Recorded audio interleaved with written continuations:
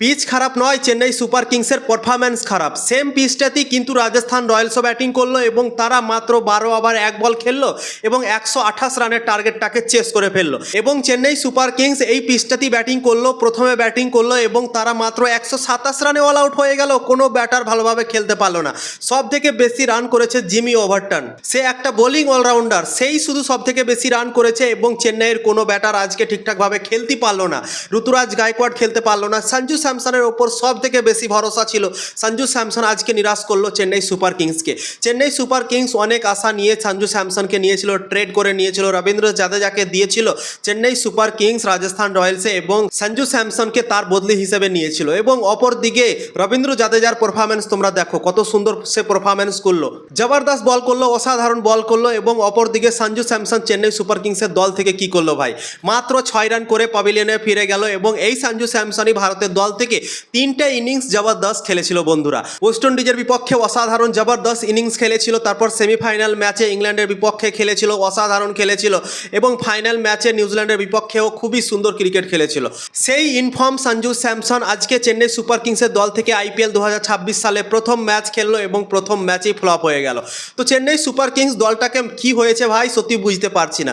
তারা 5বার চ্যাম্পিয়ন হয়েছে এবং সেই 5বার চ্যাম্পিয়ন দলের হাল দেখে সত্যি আমি অবাক যাচ্ছি। এই দলটাকে হলো কি ভাই, যে দল আগে চ্যাম্পিয়নই হয়ে যেত 1-2 বছর পর পর, চ্যাম্পিয়ন হতে না পারতো কিন্তু ফাইনালটাও খেলতো তারা, কিন্তু সেই দল ভাই এক একটা ম্যাচ জেতার জন্য সংঘর্ষ করছে। কোনো ব্যাটার তাদের ঠিকঠাকভাবে ক্রিকেটই খেলতে পারছে না।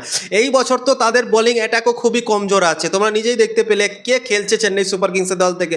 অ্যাডাম মিলনে খেলছে, নূর আহমদ খেলছে, তারপর জেমি ওভারটন খেলছে, অ্যাডাম মিলনে খেলছে। এইগুলো বোলার নিয়ে চেন্নাই সুপার কিংস কিভাবে টুর্নামেন্ট জিতবে, কিভাবে প্লে অফে পৌঁছাবে, সত্যি ভাই খুবই খারাপ লাগছে চেন্নাই সুপার কিংস দলটাকে। তাদের কাছে অনেক টাকা ছিল। চেন্নাই সুপার কিংস যখন নিলামে গিয়েছিল কেকেআর থেকে কম টাকা ছিল, মানে কেকেআর 1 নম্বর সব থেকে বেশি টাকা নিয়ে গিয়েছিল এবং 2 নম্বরে ছিল চেন্নাই সুপার কিংস।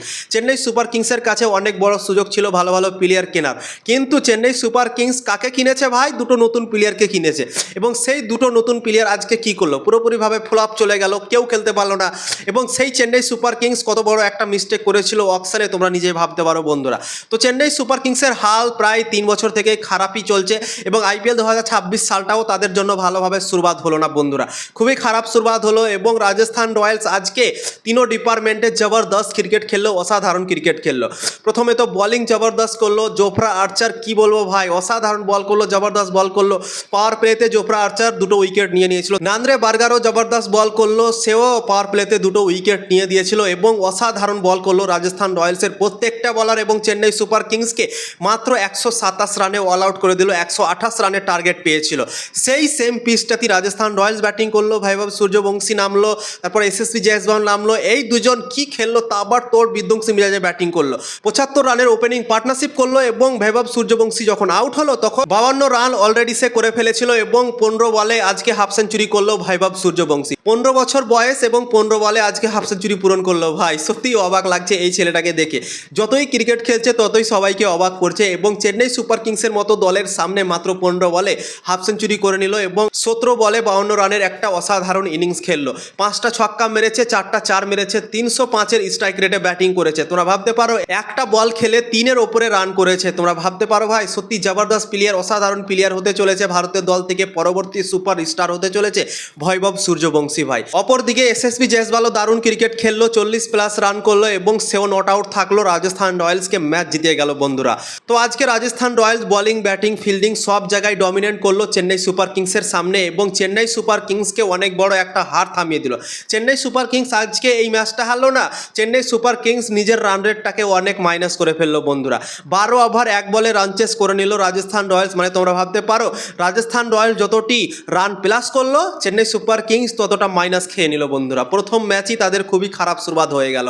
ঋতুরাজ গায়কোয়াড় ফেল হলো, সঞ্জু স্যামসন আজকে ফেল হলো চেন্নাই সুপার কিংসের দল থেকে, আয়ুষ মাত্রে, তারপর সরফরাজ খানকে আজকে খেলানো হয়েছিল, সেও ফেল, ম্যাথিউ শট খেলেছিল, সেও ফেল, সবাই ফেল ভাই, কেউ ভালো ক্রিকেট খেলতে পারলো না চেন্নাই সুপার কিংসের দল থেকে বন্ধুরা। তো তাই জন্যই খুবই খারাপ লাগলো কি চেন্নাই সুপার কিংস দলটাকে হলো কি, এত কেন বাজে ক্রিকেট খেলতে লেগেছে তারা, এত কেন নিচে নেমে গিয়েছে, এত কেন ডাউন হয়ে গিয়েছে চেন্নাই সুপার কিংস দল, সত্যি ভাই বোঝা যাচ্ছে না।